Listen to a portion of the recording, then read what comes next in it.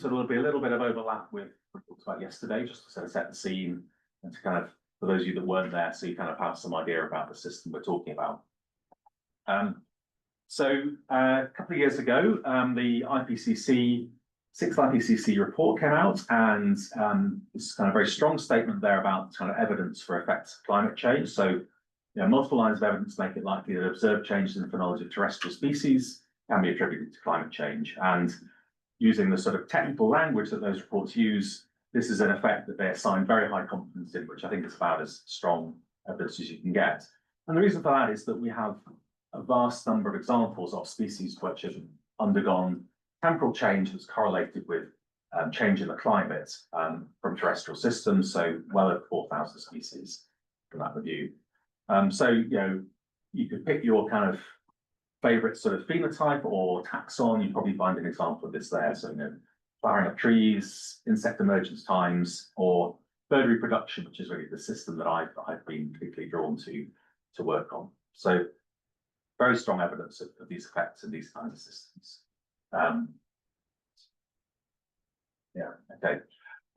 So although we've got really strong evidence for these kinds of effects, there are some major gaps in our understanding in this field. And I think one of the obvious gaps that's kind of there is that we don't understand much about how changes at different kind of rates for interacting species, what effects they have. There's been a lot of sort of concern about the possibility of what you call sort of phenological mismatch, where parts of systems get sort of out of sync, what effect that might have. And actually, I think if you think about this more broadly, we actually know surprisingly little about the ecological and evolutionary forces acting on phenology traits in natural populations, given the immense focus on the response of these traits to climate change. So I think there's lots of interesting questions to address. And I think, and at least my perspective is that certain people in my field have been a little bit too focused on analysis at one particular scale, so at the scale of populations, looking at annual changes, and that there's a great deal to be learned from actually considering these processes using different scales, and by scales I mean both different scales of space, but also thinking about different ways of measuring variation in natural populations and measuring things relative to different axes as well, and that should become clear as I go through the talk. So I've got, I'm just going to introduce the system that we work on, which I think will sort of help to kind of frame also what I'm going to talk about. So lots of seasonal environments. I guess we're interested in the kind of the way that the timing of events is driven by linkages between different trophic levels. And the system that we work on, so there's a sort of cartoon version of it here, for deciduous trees. And think about the oak tree if you want to think about one species. That is a dominant species and supports very high abundance and diversity of phytophagous insects, so insects that are themselves specialized on hatching and feeding on the newly emerged leaves of these trees. And then there's a whole guild of secondary consumers, exemplified by great tits, which are basically themselves adapted to feed on these phytophagous insects. So at each of those levels, there are many species, so there's lots of complex potential interactions, but a lot of the focus is going to be on these three species in this system. Okay. They're all abundant, and I guess we know quite a bit about them. And I think the really interesting question here is to understand, how the timings of these events vary in time and space at these different levels, and what consequences that has for these interactions between the trophic levels, and then particularly, of course, how robust this system is to perturbation in different ways. And I think that's one of our long-term goals, is to understand that. And so what you have here, you imagine that trees, there's a sort of particular date when the leaves come out of the buds, called bud burst date, and the caterpillars, they time their egg hatching well. They hatch at about the same time as the bud burst date, and they'll feed on those leaves and develop through several stages on that tree. Birds, in a sense, for them, the timing problem is that they have to time their reproduction, have to lay their eggs, allowing for the fact that about 30 days elapse from egg laying to when the young reach their peak food demands. So there's a sort of problem of anticipation, in a sense, that they have. And of course, this is all in the context of a system where timing varies immensely from year to year, and that's the kind of obvious context in which this has first been studied. So you see lots of interannual variation, and you think that these, the timing of the events in the sort of the trees in these woodlands is really the thing that's going to be driving a lot of the kind of timing of the other events as well. So the initial work I'm going to talk about is work done on these Great Tits. So the study, as Kate started in 1947. Really, in its current form, it started in the 1960s. That's typically where we sort of start analyses from. And we have just over 1,000 sort of artificial nest boxes distributed around in this woodland, about 400 hectares. And every year we collect very sort of standard data on occupancy, clutch size, hatching dates, all these kinds of things. We trap parents to identify them. We ring the young to identify them, and then we can put all that together to create this sort of large data set of individual life histories. And that's the sort of raw material of a lot of the analysis that we do. And like lots and lots of studies, so part of those 4,000 studies that the IPCC report referred to, as you've seen, sort of changes in spring temperature, for example, in March and April in this case, it's been a clear increase over time. At the same time, we've seen this advance in the egg-laying date of the Great population. And so this is the thing that you can find evidence for from thousands and thousands of populations now. And like most of those cases, if you start to explore sort of variation in the sort of climatic indices around the relevant times of year, for example, you see that the population behavior of in this population, the annual egg-laying date of the population is quite nicely predicted by simple climatic indices. And in this case, it's a measure of the sum of the sort of daily maximum temperatures from the 1st of March to the middle of April. But really, there are many, many measures you can take which will predict almost as well the kind of annual population level behavior. And the nice thing is that as well as us, we've been studying birds for quite a while, there's been a long-term study of the winter moth as well in Wytham Woods. So we have also standardized information about the timing of winter moth emergence in the woodland. So for not quite as many years, but a good sample of years as well. And that, using the same environmental variable, we have a nice, also strong prediction that the winter moths appear earlier in years in which it's warmer. And not surprisingly, if you put those two things together, you see that the date of peak abundance of winter moths and the date of laying of great tits are quite strongly correlated. So the synchrony between great tit laying and the subsequent peak in abundance in the winter moths that's maintained over sort of 6 decades or so of quite pronounced climate change and climate variation. So again, these sorts of correlations are very nice, but one of the nice things about these long-term studies is that they allow us to dive in and tease apart the mechanisms that produce this kind of change, particularly the fact that we have repeated observations of individuals in multiple years. So that allows us to go in and say, well, what happens if we compare individuals observed in multiple years and ask how much they change their behavior in response to the change in the environment? So we can estimate a sort of response rate within individuals to temperature, which is the slope in the graph plotted on the left-hand side. And the slope within individuals is almost identical to the slope across years at the population level. So that tells us that for this population, all of that variability can be explained by individual phenotypic plasticity. We don't need any other process to explain what's happening in this system. So that's very nice, but we're taking hundreds of observations each year and collapsing them down to sort of single data points. And of course, there's a lot more happening in populations than one single sort of estimate for the mean implies. And so this is a figure which I like to look at occasionally just to remind myself how poor a kind of simple Gaussian distribution is for thinking about these laying dates each year. So this is the distribution of egg laying dates, population level for different years of the study. The vertical line is the overall average for the entire data set. And if you look at that, you can see the advance in time sort of gradually through the time series. What you can also see is there's tremendous variability in the shape and form of that distribution in each year. And this is the sort of thing that makes you think, well, actually, there are some other ways to think about this system. And that's what this seminar is mostly about, is thinking about different approaches to understanding the interaction of these birds with their environment and climate. So I want to talk about really sort of 4 aspects of that. So the first is that what happens if we start to think about kind of changes in the variance in the environment, changes in variance in climate rather than the mean over time. The second is sort of thinking about the appropriate spatial scale at which we should be studying these phenological interactions. The third is what we can do using larger scale comparisons across populations as a way of thinking about getting some idea about the causal structure of the relationships here. And the last is thinking about how we can assess responses on alternative scales than time. And actually that turns out to be quite an interesting perspective as well. So I've got someone who's raised their hand in the, is that, if we could just move that because it's kind of picking up more time. Great, thanks. That's great. So we know that kind of there've been changes in the average spring temperature. So this figure here, I need to point it. So this is just a measure of mean daily temperature in March and April and the increase over time.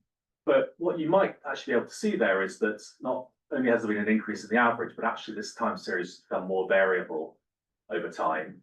So you can see this here. This plots the between-year difference in average temperature over time. So you can see there's been quite a sort of substantial increase in the difference between successive years, which is I think a really kind of interesting problem. So effectively what this means is that the successive environment that these birds are facing gets increasingly different each year.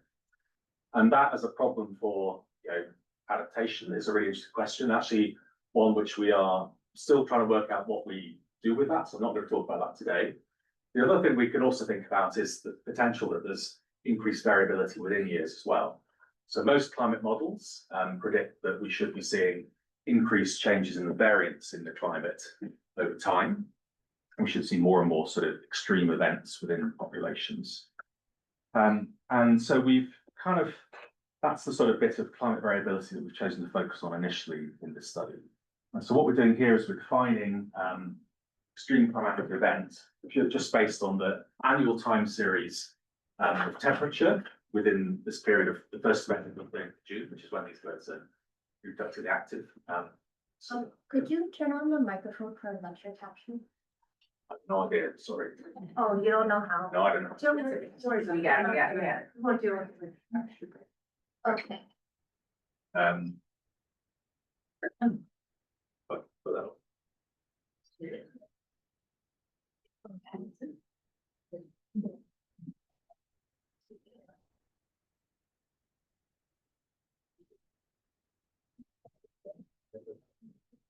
Okay, right, hopefully that's okay. Can you guys hear me still? Yeah. Okay.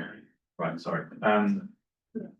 Yeah, so what we're doing instead here is looking at the frequency of these events, which could be either cold or hot events, depending on which tailor distribution they're in, and sort of how the frequency of those events has changed over time while we've been studying these birds. So you can see there's an obvious decrease in the frequency of cold events and an increase in the frequency of warm events. And that's kind of what you'd expect, of course, because on average, climate during that period is getting warmer.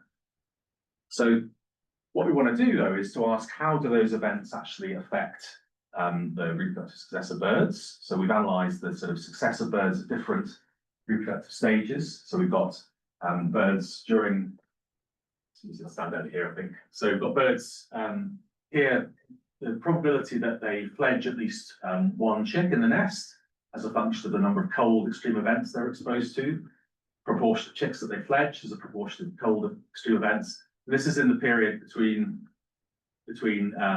hatching and 7 days old, which is before the birds are able to thermoregulate. So they're still naked and can't thermoregulate. And so during that first period in the nest, they're very sensitive to these cold extreme events. Later on, as they get larger, then actually the more warm events you experience, actually the higher success gets. So there's a sort of increased success with these warmer events.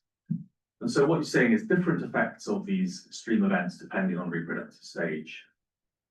And what we particularly see is that during these cold extreme events occur during this first reproductive stage, then you see reduced reproductive success. Now, one thing to think about is that there's a difference between the sort of general risk of experiencing one of these events, which is what this plot here shows. This is just the distribution of these events over time and how they change, but actually what happens for an individual reproducing, what it actually experiences. So what we've done here is to estimate the probability of experiencing, this is just as an example, a hot extreme event during incubation. Sorry. Whoops. Yeah, hot extreme event during incubation over time. And so overall, there's been a an increase in the probability of experiencing that event, but if you correct for when individuals are actually breeding, that reduces that trend. So most of this is due to changes in the timing of breeding that drives that effect. Okay. Now, I think the really interesting effect for these events is if you start looking at the effects of the cold extreme events, which are the ones that are having negative effects on birds during the early stage of the nestling phase, so when before they're thermoregulating. What you see there, so again, these are the plots for 4 different periods of reproduction: incubation, first bit post-hatching, second bit post-hatching, and the last bit in the nest here. And then actually there's a really interesting pattern here that despite the fact that cold extreme events have become rarer over time, the likelihood of experiencing during the early period of in the nest when you're most sensitive to them has actually increased over time. It seems a bit counterintuitive, but what's happening here is that because birds have shifted reproduction relatively early in the year, they've moved into an area where the distribution, the frequency of these events is actually higher relative to if they're breeding later in the year. So actually the shift in timing has moved them into an area where there's a higher risk of actually encountering one of these cold events, which has then a negative effect on reproductive success at this early nestling stage. So despite the fact that on average it's warmer and the birds are on average living in warmer conditions, their phenological shift has then exposed them to a change in the variance of conditions. I think this is quite an interesting potential case where the variance, changing the variance of conditions can act as a sort of brake on plasticity. So it's kind of cost of plasticity in a sense. So I think there's a lot more to do to think about what changes in variance in conditions mean, separately from what changes in the mean mean as well. So the second thing I want to talk about is really thinking about these systems on the appropriate spatial scale. And if you think about population of birds like this, all these population level studies and that I and lots of people have conducted, what we're doing is sort of effectively treating all these birds as if they're living in a kind of the same environment. And we know that that's really a very poor assumption of what's happening here. So these birds are breeding in a single location and they're tied central place foragers. They have to collect a lot of food, so several dozen feeding visits an hour. So they're constrained to feed over very short distances. So in a sense, they're likely to experience kind of fine scale variation in the environment. And we've got relatively little understanding of how those processes influence phenology in systems like this. If we look at the sort of within population variation in the phenotype, the timing phenotype, so this is basically a plot that takes each individual nest box and looks at the average laying date standardized per year, that box. So redder boxes are ones that are relatively late relative to population, bluer ones are relatively early relative to population. And these are boxes that have been occupied between 10 and 30 times over the course of the study. The average lifespan of these birds is about 2 years. So these are many, many individuals in the same location. So what we're seeing is a sort of a measure of the, how the average individual great tit over the course of the study has responded to that location.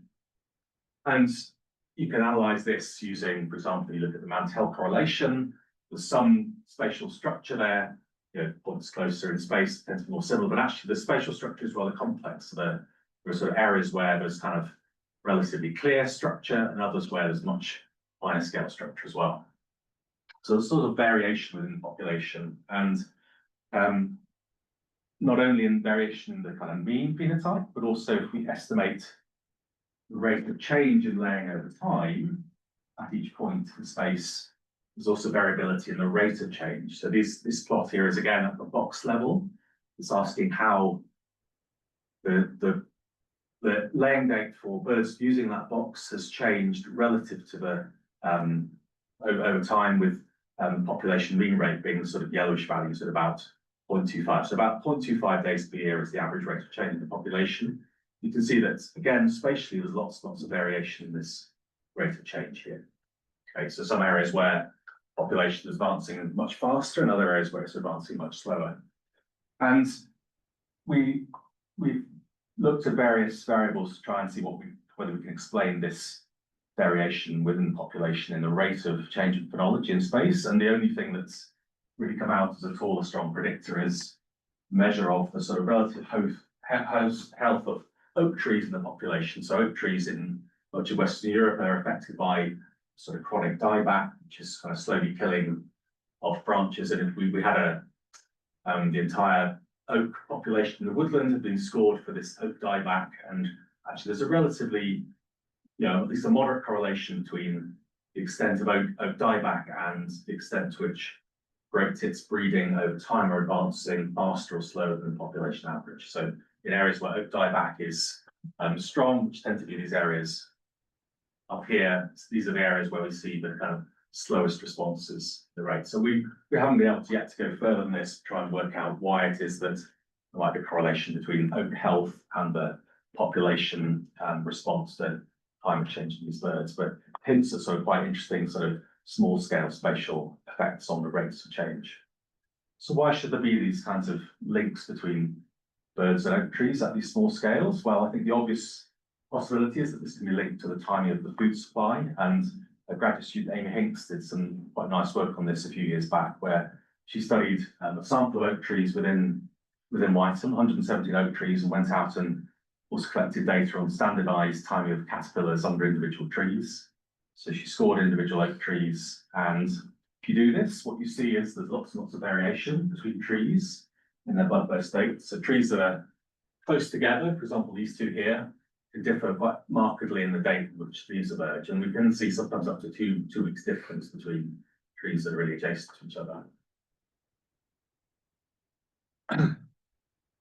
And what Amy did was to kind of to plot this in different years. So this is just a plot of multiple years of data. The heat maps are the sort of interpolated kind of budburst state for the oak trees, and they're overlain on a map of inferred territory boundaries for great tits. So you can see relative to the scale of territory size of great tits, you're seeing some quite sort of marked changes in the relative phenology of local oak trees.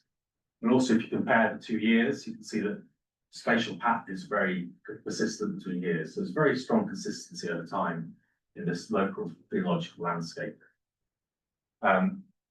Oaks that come into bud early tend to have caterpillars that are early as well. There's a relatively strong correlation there. So a relatively good ability to predict the timing of food at the individual oak tree level from this data.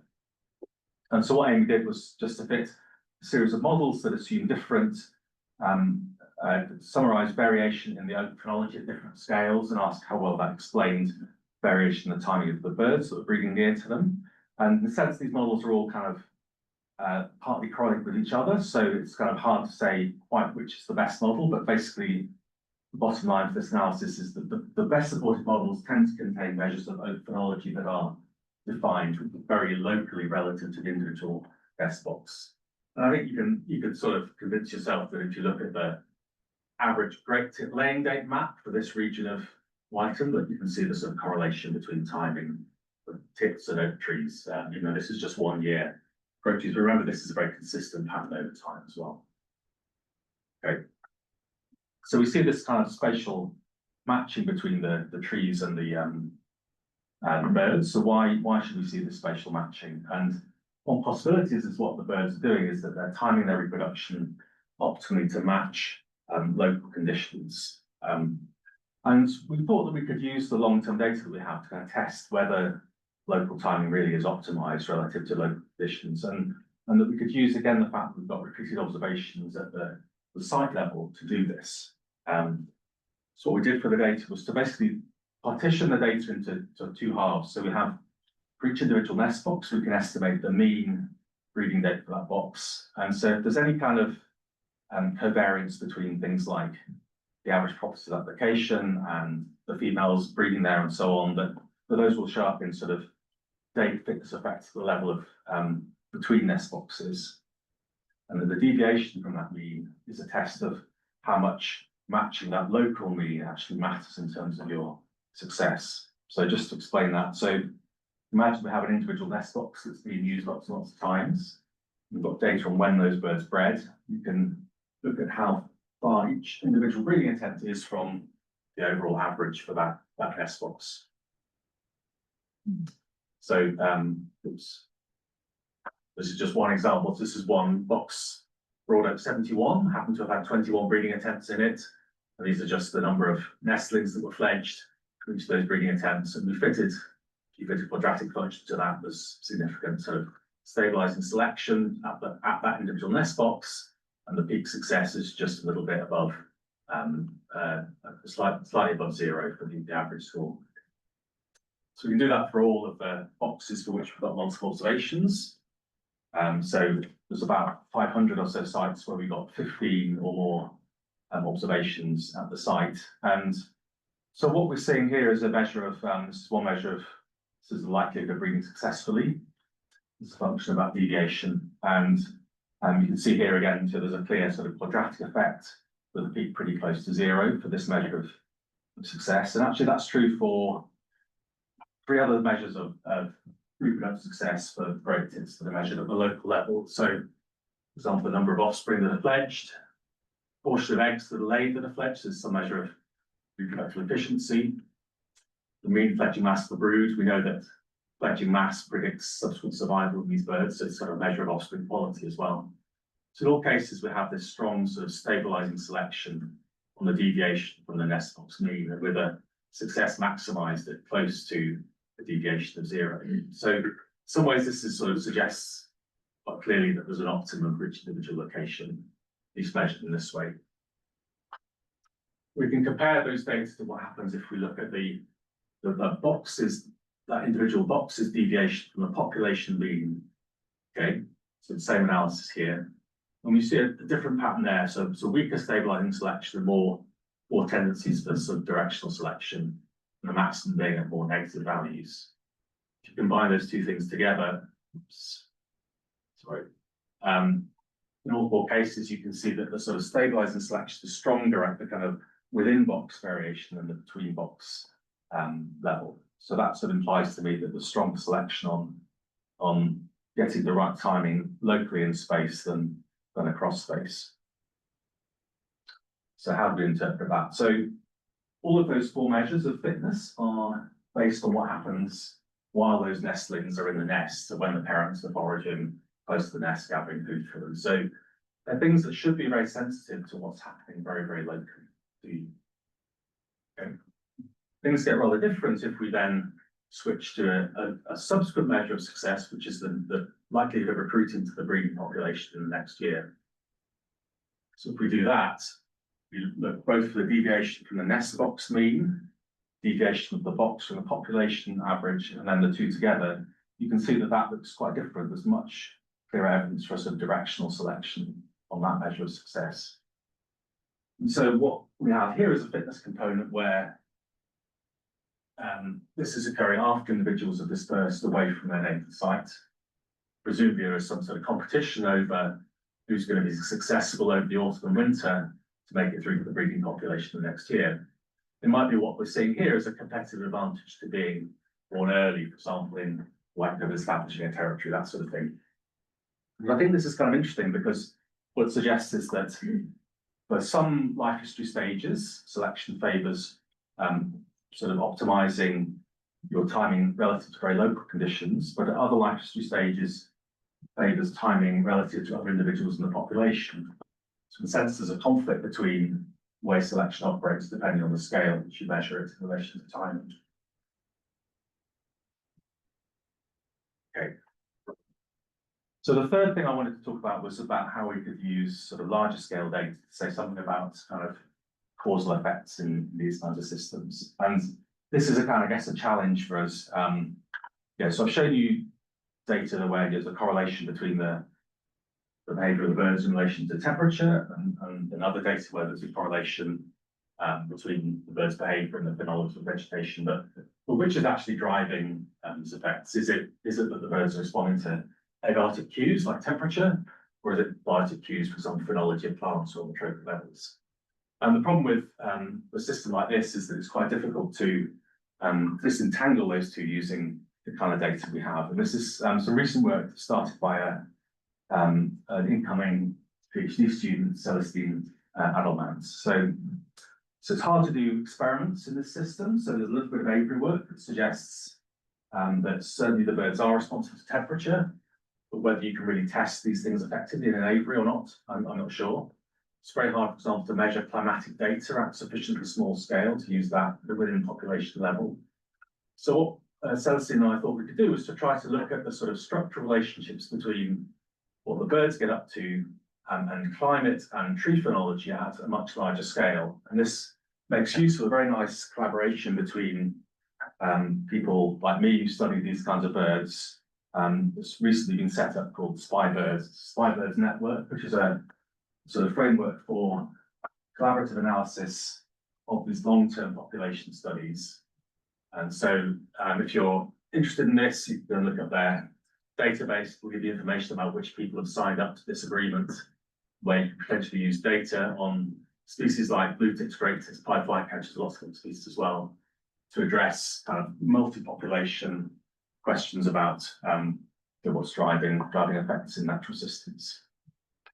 And so what we did here was to go to that system and work out how many of them had standardized data on phenology for at least a decade, for at least 10 individual years. And so we found 100 populations where that was the case, exactly 100. You see they're distributed across from Spain up to sort of Arctic Norway, from Ireland across to Russia, and with a very high density in Belgium, the Netherlands, and in the UK, which is where lots of people do this kind of work. But nice spread of distribution across Europe.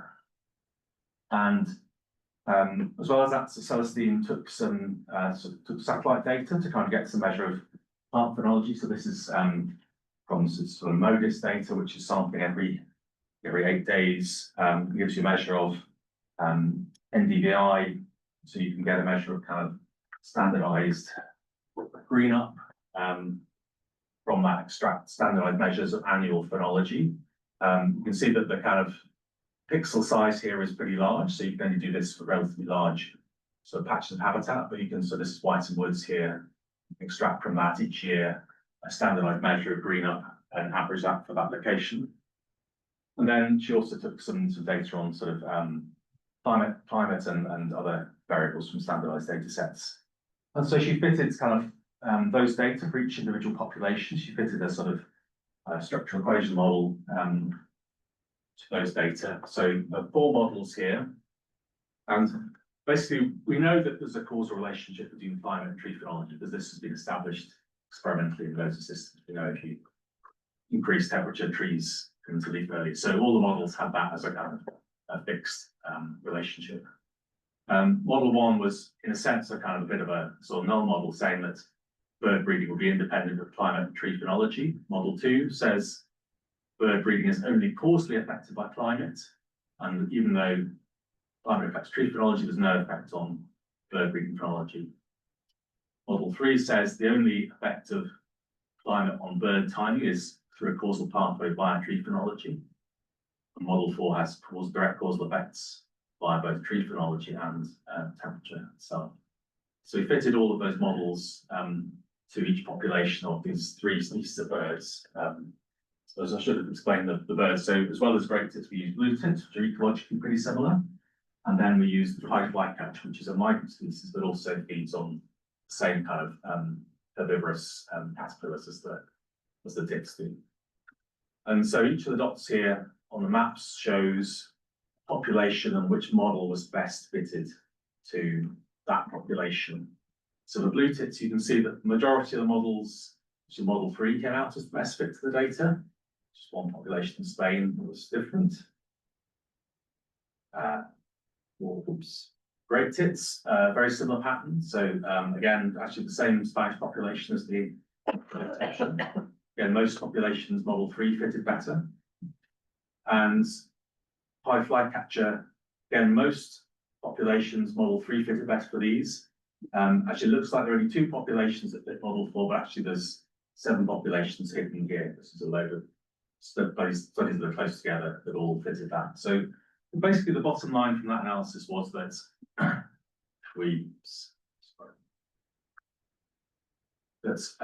models 1 and 2 were never supported well. And then model 3, which is that there's a direct causal effect of temperature on bird reproduction, but only through phenology of trees. is supported in 90% of cases, and only 10% of cases support being a direct effective temperature on birds. So this does suggest that, overall the system, what's important is temperatures having an effect via its effect on the phenology of plants rather than directly on birds. And given that we might expect the phenology of the food source to be very dependent on the phenology of the plants, that makes maybe a lot of sense.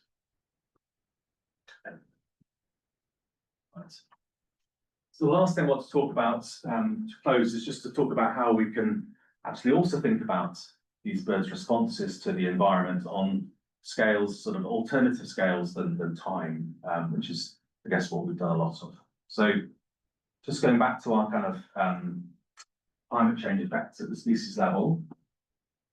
So we know that in some systems, what we're seeing is actually there's some sort of adaptive evolution response to climate change. I mean, the number of really well-established cases of this are quite small, but there's quite a lot of suggestive evidence for some systems, at least, that was evolutionary change. This was adaptation to new environments. We know that there's plasticity sort of occurring, phenological plasticity occurring in terms of timing. But we also know that for some systems, what we're seeing is changes in distribution. So quite a few things are moving themselves distribution. You see this a lot in particularly insects for sort of northwards range expansions. And that's quite a common pattern across lots of taxa. Oops. And so I think it's interesting to think about what change in phenology and timing actually represents and how you can compare that to these populations that are actually shifting their distribution. So what's happening when you're changing your distribution is we think of these as basically individuals are moving to track thermal conditions through space. It's going to move to track some shift in the optical conditions that's moving in space. But so one way to think about phenological changes that occur to us is it might be a case of where what individuals are doing by shifting the timing is actually they're tracking the change through time in the optimal thermal conditions. So imagine as you've got, this is a sort of seasonal increase in temperature in the environment, and you've got some optimal temperature at which birds can breed. This initially occurs late in the season, but as spring comes progressively earlier, as warm temperatures come progressively earlier, that optimum moves earlier in time. So as the climate warms, you shift earlier in time, but you're still tracking that optimum temperature. So we thought this would be and this is some work by David, postdoc in my group. And actually, it turns out there's some really suggestive evidence that this is important. At the sort of community level, it was done some classic work done in California. So Grinnell and colleagues, for 3 decades in the early 20th century, went out and collected lots of data on the distribution of communities of species across California. And then there was this project repeating this study in the early years of the 21st century. So big community species. And this is a nice paper by Sokolar et al. A few years back, which estimates, in a sense, the phenology of those species from those records. It's a fairly direct measure of phenology and looks at sort of and estimates that there's been a shift in phenology and timing across those 2 time points that are separated by almost a century. And then models sort of how much temperature change you would have kind of avoided by shifting your phenology. So basically, what they show is that by shifting your phenology early, you're avoiding a temperature change of about 1 degree or so for this community of birds. And of course, it's very indirect, and there's no information on mechanism and so on. So it's kind of really suggested at the community level, but we thought we could actually dive in and look at this at the individual level as well in this population. So what we did was to sort of take each individual's reproductive history. So we have these sort of 20,000 or so reproductive events, and to actually quantify what the climate, what the conditions were at the time each of these events happened. So we've got birds laying, incubating eggs, hatching, nestling, fledging, and so on. And then we could ask whether actually there's any association with the temperature at which those events happened and subsequent success of those birds. And lastly, whether there might be any association with the timing of food availability in the environment as well. And if you do that, so if you remember, there's been this increase in the average temperature over time in this period. So this is a slightly longer period. This is basically defined as using a sort of sliding window approach to identify when birds begin to be sensitive to temperature in spring and when the last birds sort of finish reproducing in the population. So during that period, there's an average increase in temperature about 2 degrees over that period. If you actually work out the rate of the temperature at which these different events happen, egg laying, incubation, hatching, nesting, fledging, and so on, then actually the slope over time and when those events happen, so this is the egg laying change over time, is actually almost always 0. So this is the change in temperature over time for this long time series, this grey dot. These are the stage specific temperature changes, given that birds have moved earlier, what they're actually experiencing. So you can see basically there's no change in temperature at all over time.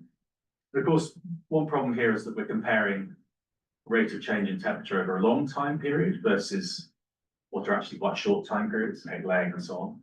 So to try and get some idea about what the sort of null expectation was for short intervals of time, we just basically generated every single 9-day period between mid-February and mid-June over this time, what the sort of the temperature year slope looks like, and that's the distribution you get, so empirical distribution. So again, the observed slopes, so what the birds are actually doing is much different than the sort of null expectation. So what this really tells us is that these birds have, by shifting the timing at which they do things, have actually effectively tracked a fixed temperature over time. And one of the things that obviously you might think, well, gee, how are they able to do this for each of these 5 different events? Actually, I think the thing that we need to focus on is this one at egg laying, because it's actually egg laying that sets the schedule for all of the other events. So that's the one that in a sense the birds will be using as a sort of response to set their time. But it's keeping them at a sort of fixed temperature throughout the whole reproductive cycle. So having sort of found that there was this sort of, basically this sort of average temperature these birds were maintaining over time, we asked actually, well, does it matter sort of in a sense how the temperature when you lay your eggs, how does that affect your subsequent breeding success? And so take a bunch of different measures of reproductive success. So look at the temperature at which the birds actually laid their eggs against their success, the number of fledglings they had, the probability that the brood failed. So in a sense here, we're looking for low values as being a measure of success. Overall fledgling success, this is number of recruits to the breeding population the following year. You can see that in every case, there's this kind of strong selection of success to the highest around the sort of the average temperature. And I should just say that the green point here is the estimated long-term average temperature at which these events happen. The dotted line is an estimate of the maximum from a sort of using a frequentist approach, and the red line the confidence surveys an estimate of the temperature at which success is maximized. So in most cases, the birds are breeding at a temperature which seems to maximize their relative success. So by shifting timing, they've effectively tracked these temperatures over the long term. And we thought, okay, we could also try and relate the timing of these events so that the temperature at which events happen to synchrony that they maintain to the food supply. So the idea here is that it's a good thing to be synchronous with the peak in abundance in caterpillars. So the closer you are to that peak, the more resources there are for your brood. The bigger that difference, the more sort of mismatched you are. So we have this standardized data on the timing of peak abundance in caterpillars. This is our estimate of the absolute mismatch with that peak relative to the temperature at which you laid your eggs when you started your clutch. Obviously sort of negative, it's absolute value because negative and positive values are both bad. So again, you see this sort of minimum around this value that the birds have sort of tracked over time. And so this is one reason why we think that this causal effector is probably driven by synchrony with the food supply rather than temperature. These are small differences in temperature. It seems unlikely that a few degrees difference could actually have strong direct effects on the birds physiologically. Okay. So I want to wrap up and just say, so what I was trying to do today was to say, okay, we know for lots and lots of populations that we have these long-term shifts over time in phenology, but actually once you start to unpick them, there are lots of other ways in which you can view these processes. So I think there's a lot to be understood by thinking about changes in other moments than just the average temperature. So variance in temperature, how those distributions are going to change, could be really important for understanding how selection is going to act on timing. We should think about what the appropriate scale at which selection acts is, and certainly in the case of a large population study like this, really we have to think about matching that to the biological features of the system better. Even if it's hard to do experiments in systems like this, then sometimes these large scale studies could help us to think about causal mechanisms of these differences across populations. And lastly, that actually potentially assessing responses on scales other than time alone. So asking, for example, when events happen relative to other environmental axes could shed new light on understanding phenological changes in natural populations. Okay, so I want to finish there, but just by obviously, as I said yesterday as well, the data that I've talked about today is the fruit of hundreds and hundreds of people spending many, many years collecting data in the field, and also some very generous funders who supported the work over time. Thanks very much.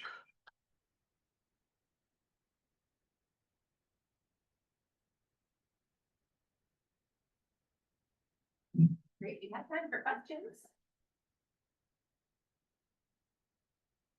And, oh, sorry, you can do it, Ben, if you want to. You're all next to each other, so yeah. So I'm really fascinated, I'm really fascinated by the idea about the local scalars for the population. Yeah. One of the things I'm wondering is there are these different patches or different phenology, and you showed very convincingly that there's stabilizing selection, like within the neighborhood.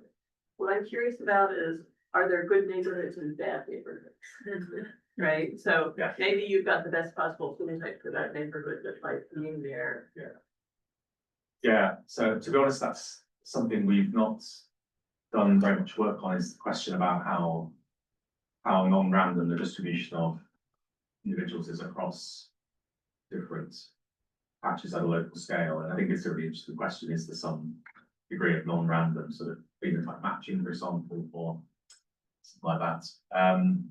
I guess what I would say is that there are, at the site level, there are high quality and low quality sites for sure. And we see that the occupancy of those, there's a pretty strong correlation between the likelihood that a site is used each year and its average success. So effectively the Great Tits seem to know which are the best sites, and they settle in those preferentially. So the poorer quality sites get filled up in years of high population density. So there's a bit of a challenge there, because you end up with sort of covariance between which sites are occupied and population density. So density dependent effects can make this standing to these things a bit kind of complex.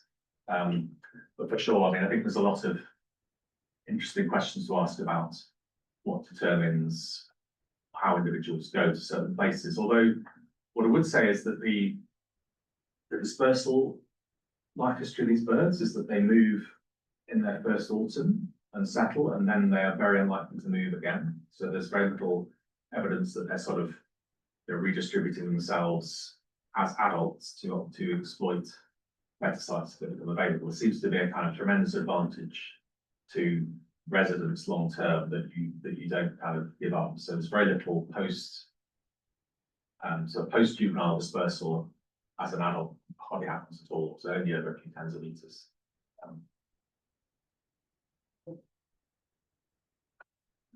I was curious what's known about the neurological, hormonal, and the initiation of breathing, and whether that matches up with this kind of differential conclusions. I think very little about this aspect of it. I mean, there's obviously lots of work being done on responses to sort of day length and so on, but obviously what we're talking about here is variation that's additional to day length. We know that day length is the major sort of thing that constrains the response, but of course, the day length is fixed throughout this population study. Snowing bud burst. Yeah. Caterpillars. So I suppose what I should say is I talked about this sort of captive work that was done. So it's done by a group in the Netherlands, and really, really sort of important, nice work.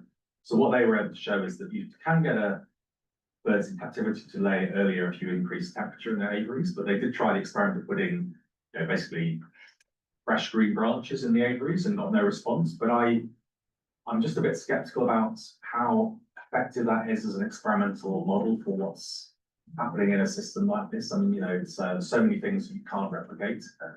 So I guess it's one of those experiments where, you sort of take positive results. You learn more from positive results than you can from null results, really. So yeah, I mean, I think it's one possibility is that it's not actually it's not the vegetation phenology that birds are responding to, but actually if you look at the timing of egg hatching of the winter moths, it is more or less coincides with the time when birds are laying. So the principle that the caterpillars are tiny when they hatch. It might be that birds get some nutritional cue from seeing newly hatched. So it might be that they're actually directly cueing on these very, very newly hatched caterpillars, but we don't know that at all. And certainly there is evidence if you look at the fecal diet analysis of birds around the time of egg laying, that they probably are feeding on these newly hatched winter moth caterpillars, but so you find traces of DNA in the diet.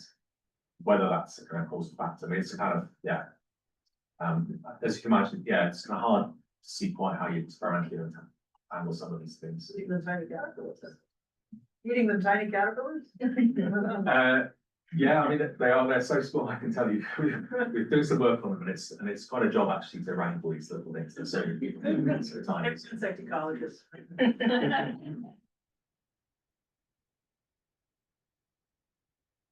So I'm curious, when you were doing your structural equation models, one reason the simpler model might win is because it's true. But another reason it might win is because everything is so collinear that you can't separate two different effects. And did you look to see how correlated things were spatially, the temperature versus the plant phenology? I mean, what I'd say is that they're not so collinear that kind of think that that's. So I think there is the link to separate them. I mean, they are correlated, but they're not.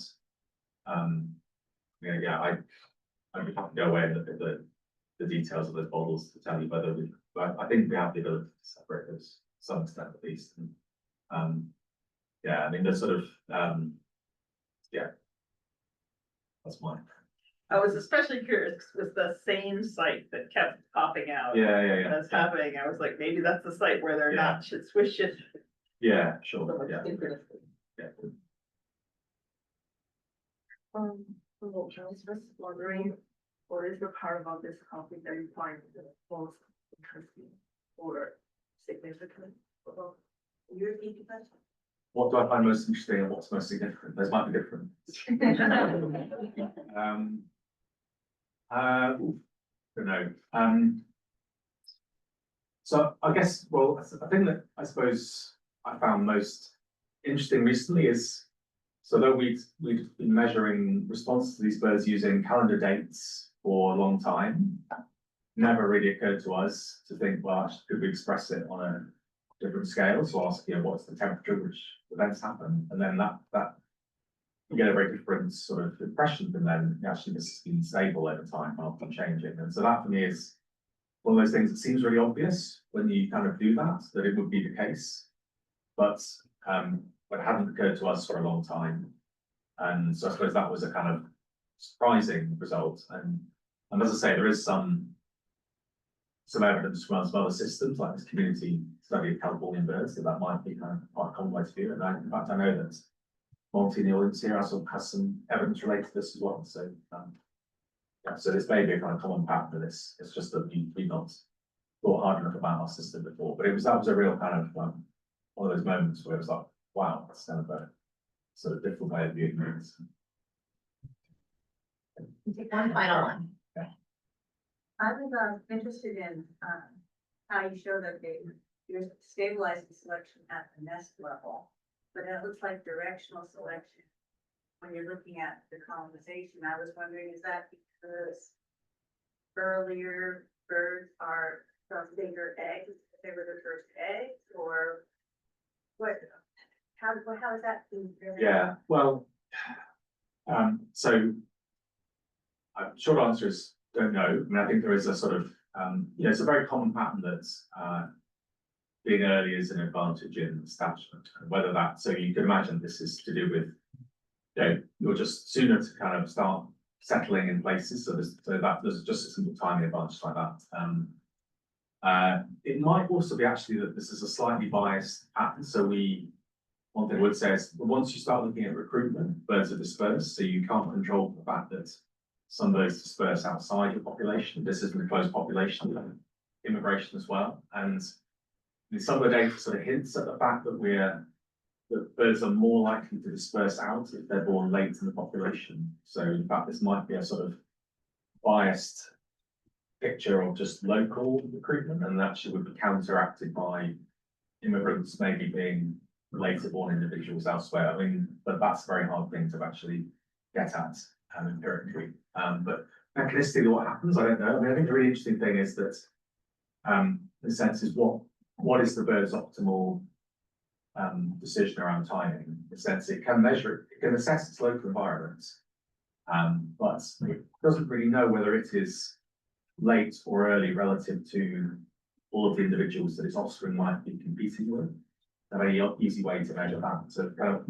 So I guess one of the questions is, can we think about this as sort of something you sort of, it's a kind of game in a sense to play your strategy relative to your environment versus what other individuals are doing as well. So yeah, don't know as those. Please join me in thanking Ben.